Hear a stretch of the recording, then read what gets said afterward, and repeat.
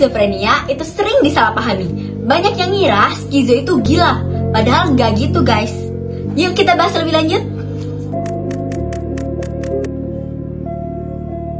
Skizofrenia adalah penyakit mental serius yang mempengaruhi cara berpikir, merasa, dan bertingkah laku. Skizofrenia memiliki 5 jenis. Yang pertama paranoid, yang kedua disorganisasi, yang ketiga katatonik, yang keempat residual, dan yang kelima campuran. Simak cuplikan video berikut ini yang merupakan salah satu contoh dari skizofrenia. Happy birthday, Calvin. Wow, a real tiger! I can't believe you got me a real live tiger! Okay. Native Americans would be more plentiful if they hadn't traded their land for casinos. Well, cowboys never even existed. They're just a masculine image campaign purported by Marlboro.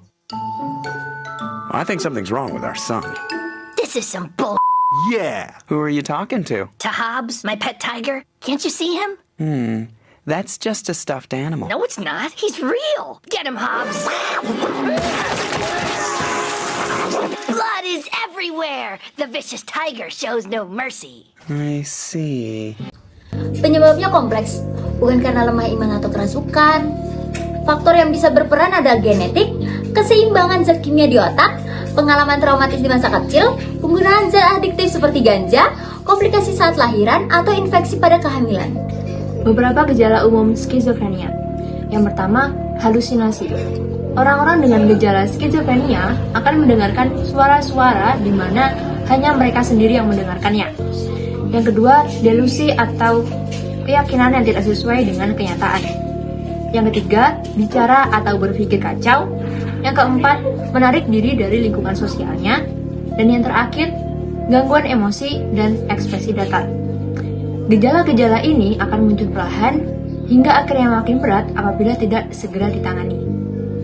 Skizofrenia memiliki dampak yang begitu besar. Tapi dampak ini bukan hanya dirasakan oleh penderitanya, tetapi juga orang-orang yang berada di sekitarnya. Orang-orang dengan skizofrenia mengalami kesulitan dalam bekerja, bersekolah, maupun menjalin hubungan sosial. Selain itu, keluarga juga pasti akan merasa lelah secara emosional. Oleh karena itu, penting untuk kita memberi dukungan dan pemahaman kepada orang-orang dengan gejala skizofrenia.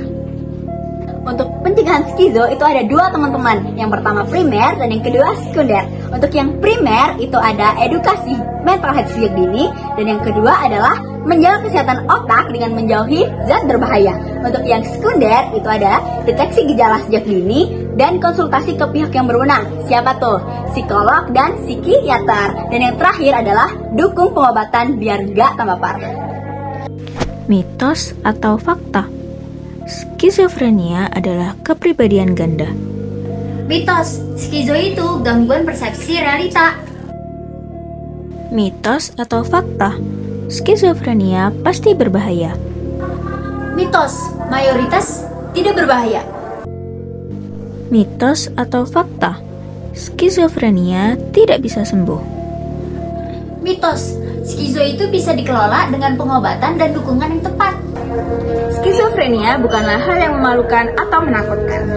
Semakin kita tahu, semakin kita bisa peduli. Yuk bantu lawan stigma dan mulai dari hal yang paling sederhana. Berhenti mengejek dan mulai mengerti.